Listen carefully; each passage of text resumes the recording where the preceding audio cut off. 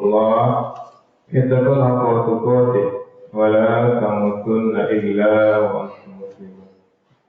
Wa qala ta'ala fi kitabil karim, a'udzu billahi minasy syaithanir rajim, bismillahirrahmanirrahim. Wa kaifa ta'kuluna wa antum tutla 'alaikum ayatullah wa fiikum rasuluh. وَمَنْ يَعْتَصِمْ بِاللَّهِ فَقَدْ هُدِيَ إِلَى صِرَاطٍ مُسْتَقِيمٍ. Subhanallahul azim.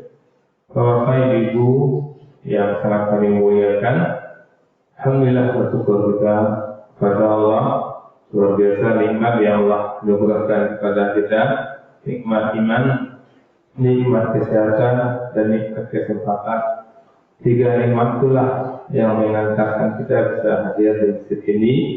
Maka rasakanlah Bapak Ibu, di antara manusia yang banyak, kita termasuk manusia yang diistimewakan oleh Allah Subhanahu wa Ta'ala. Yaitu dengan ada di antara kita yang gundah gulana, yang bersedih, yang berkecil hati. Masa orang yang dapat nikmat besar bersedih hati. Masa orang yang diundang oleh Allah gundah gulana. Maka pastikan hati kita, jiwa kita pagi ini, subuh ini dalam keadaan tentram.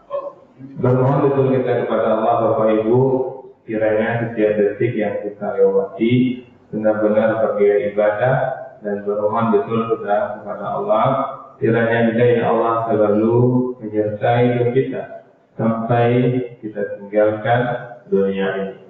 Amin ya Allah ya Rabbal Alamin. Bapak Ibu penduduk surga yang masih berada di dunia yang kami muliakan, kita lanjutkan hikmah dan pelajaran dari NCT Al-Quran. Sekarang kita masuk surah Ali Imran ayat 101. Wa kaifa ta'kuluna wa antum tutla 'alaikum ayatullah. Dan bagaimana kalian bisa engkar dan kalian dibacakan pada kalian ayat Allah, ayat-ayat Allah, wa fikum, dan pada kalian Rasul, ada Rasul di tengah-tengah kalian. Wa man ya'tasim billah, dan barang siapa yang berpegang teguh pada Allah, faqad hudiya ila siratin mustaqim, maka sungguh dia telah berada pada petunjuk jalan yang lurus. Ali Imran 101. Ali Imran 100 sebelumnya sudah saya sampaikan, mengingatkan agar jangan mengikuti orang-orang kafir, karena mereka akan menjerumuskan ke dalam kekafiran. Maka ayat 101 ini memperkuatkan pesan ini. Sungguh tidak masuk akal jika mereka kembali kafir, padahal ayat Allah dibacakan kepada mereka dan Rasul ada di tengah-tengah mereka. Nah, hikmah apa yang bisa kita ambil Bapak Ibu? Yang pertama Bapak Ibu, hikmahnya lebih kurang sama dengan ayat sebelumnya, karena memang ayat Al-Quran banyak berulang-ulang untuk menguatkan, mengokohkan kita. Yang pertama, kafir setelah datang bukti kebenaran adalah kebodohan yang besar. Bagaimana kamu bisa kafir? Hikmahnya Bapak Ibu, orang beriman yang sudah mendapat petunjuk seharusnya betul-betul kokoh dalam keimanan. Pernah kita melihat Bapak Ibu seorang yang rajin sholat, rajin mengaji, tapi tergoda pula dengan pergaulan sehingga dia ikut maksiat. Maka ayat ini mengingatkan agar jangan mundur dari iman setelah mengenal kebenaran. Kita sudah tahu tidak boleh berbohong, maka jangan sampai berbohong. Kita sudah tahu pengusaha agama itu diantaranya tidak mau membantu orang lain. Kita punya kesanggupan, kita bisa membantu, tapi kita tidak membantu. Maka kita sudah awalnya kita beriman, percaya, kalau tidak menolong orang lain, termasuk pendusta agama. Kemudian kita biarkan orang terlantar, kita biarkan orang sengsara, sementara kita bisa bantu. Maka ini sama dengan kafir setelah datang bukti kebenaran adalah kebodohan yang besar. Maka orang yang paham tahu dengan adanya ajaran agama ini, tahu adanya Allah dan Rasulnya, tahu adanya surga dan neraka, kemudian dia tidak punya kekuatan untuk menjauhi neraka, maka di sini termasuk orang yang kafir, orang yang menutup kebenaran setelah mengetahui iman, maka ini adalah kebodohan yang besar. Maka jangan sampai kita termasuk orang kebodohan yang besar ini, Bapak. Ini Allah katakan Bani Israel yang seperti ini, dia lihat Al-Quran, dia lihat Rasulullah, tapi dia tidak mengikuti ajaran Rasulullah. Dia tinggal di komplek masjid, tapi dia tidak mengikuti apa yang sudah disampaikan, nasihat-nasihat yang keluar di corong-corong masjid. Mereka dengar, mereka sadari, tapi mereka tidak mengimaninya, mereka tidak mengamalkannya, maka itu termasuk kebodohan yang besar. Kemudian yang kedua, Bapak Ibu, ayat Allah adalah hujah yang nyata. Allah mengatakan tutlu alaikum ayatillah, dibacakan kepada ayat-ayat Allah.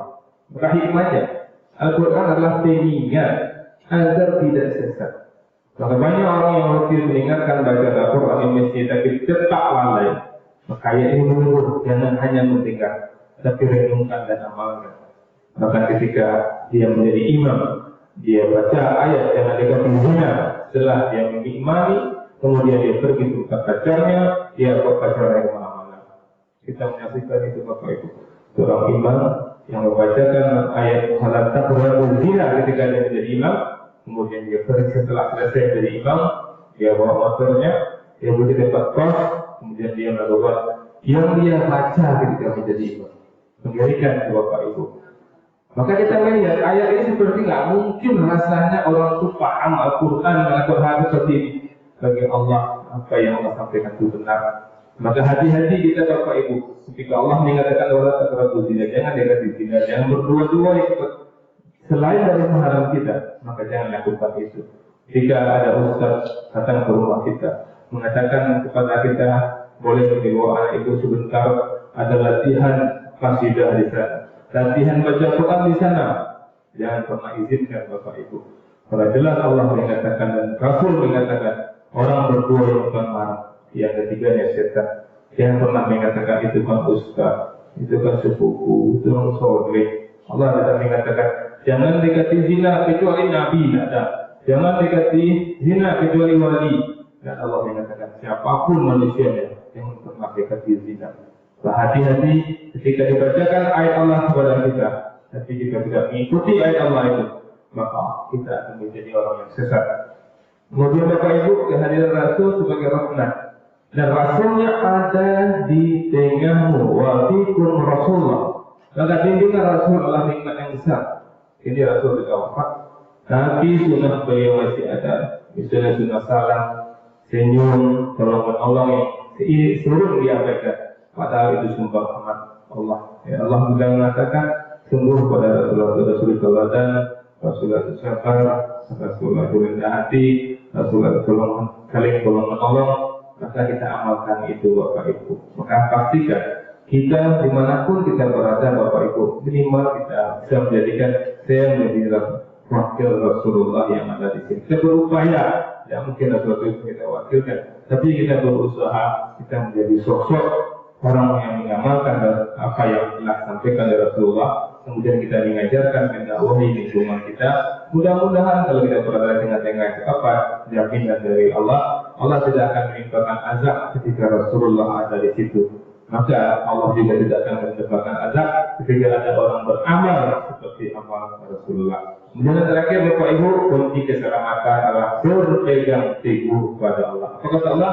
Barang siapa berpegang teguh kepada Allah, maka Allah akan dekat dengan dia. Maka pastikan tawakal, doa, dan ibadah menjaga kita dari fitnah. Ya, saat seorang mengalami krisis ekonomi, Bapak Ibu, dia tetap sabar dan berdoa kepada Allah, bukan mencari jalan haram seperti riba atau judi-judi online. Dia tidak akan lakukan itu. Ini bentuk berpegang teguh kepada Allah. Ketika kita selalu berpegang teguh kepada Allah, apapun Allah panggil tidak masalah, Bapak Ibu. Assalamualaikum warahmatullahi wabarakatuh.